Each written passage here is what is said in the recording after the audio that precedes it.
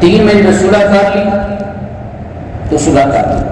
اگر 3 مہینے تک صلح نہیں کی، 3 مہینے گزر گئے اور 3 مہینے بھی اسلامی مہینے ہوں گے، انگریزی مہینے نہیں ہوں گے، کیونکہ 3 مہینوں میں اسلامی مہینوں میں 2 دن کم از کم ہو جاتے ہیں، کبھی 2 کم ہو جاتے ہیں، کبھی 3 کم ہو جاتے ہیں. دن کم از کم 3 دن تو کم ہو جاتے ہیں. انگریزی مہینے میں دن بڑھ جاتے ہیں.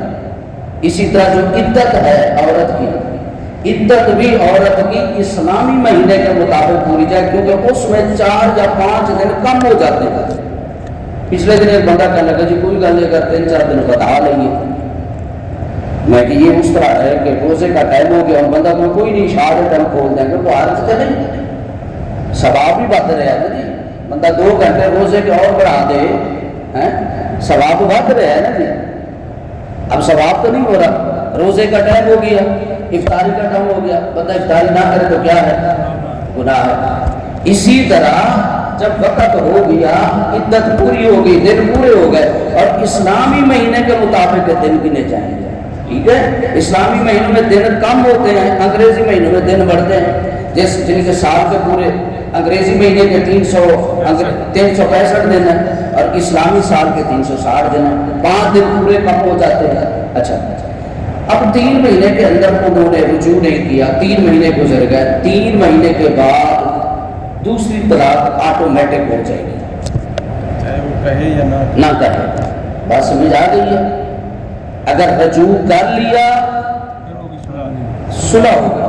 ایک طلاق ہو گئی ہے، ایک طلاق، اب اس کے بعد پوری زندگی میں 2 طلاقیں باقی، یعنی 3 تیر تھے، 1 تیر چلا دیا، اب 2 تیر اس کے بعد اب 3 مہینے کا وقت کا صلح کر لی، اکٹھے رہ گیا، لیکن 3 مہینے تک صلح نہیں کی، دوسری طلاق آٹومیٹک ہو جائے گی. اس کو کہتے ہیں طلاق بائنہ. اب طلاق بائنہ کے بعد اب اگر میاں بیوی دوبارہ رہنا چاہتے ہیں، صلح کرنا چاہتے ہیں، اس کا بھی 3 مہینے کا وقت تھا. جب اگر صلح کرنا چاہتے ہیں تو یہ صلح کر لیں، ابھی بھی ان کی گنجائش باقی ہے. 2 طلاقوں کے بعد بھی گنجائش باقی ہے. اب اگر وہ صلح کرنا چاہتے ہیں تو اب شریعت نے ان کے اوپر قید رکھی ہے. اب کیا قید ہے؟ اب اگر صلح کرنا چاہتے ہیں اب ان کا دوبارہ نکاح کرایا جائے گا.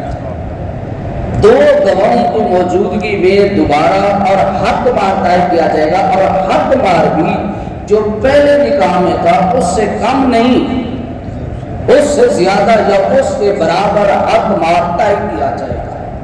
اب بھی اس میں بھی یہ آپ کا مسئلہ سے تشریف فرما لیں کہ اب اگر 2 طلاقوں کے بعد اب صلح ہو گئی ہے، نکاح ہو گیا، اور یہ نہیں کہ پھر دوبارہ ایک تو شروع، اب 2 تیر اس نے نکال دیے، اب پوری زندگی آگے صرف 1 طلاق اس کے بعد رہ گیا. اب اگر زندگی میں کبھی 1 طلاق دے گا، اس کی بیوی اس کے اوپر مکمل حرام ہو گئی.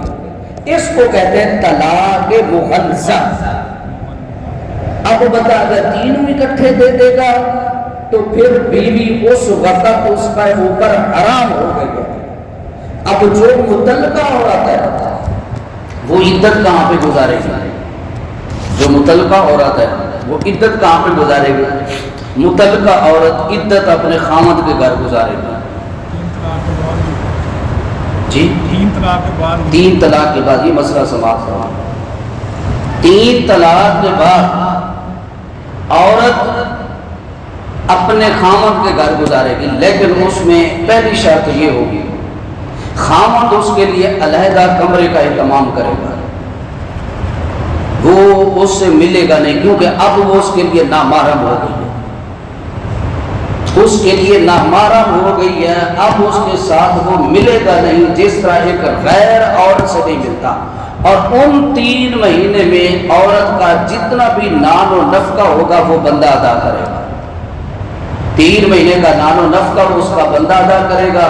اگر فرض کیا اس بندے کے پاس جگہ کا انتظام نہیں ہے اور آنا جانا ہے، گھر میں ایسی جگہ نہیں ہے جیسے پردہ نہیں ہو سکتا، تو اب جو ہے اگر وہ عورت اپنے گھر والوں کے گھر جانا چاہتی ہے، لیکن اس 3 مہینے کا پھر بھی نان و نفقہ وہ خامن دے گا، یہ اس کی ذمہ داری ہے، 3 مہینے کا اس کو ادا کرے گا۔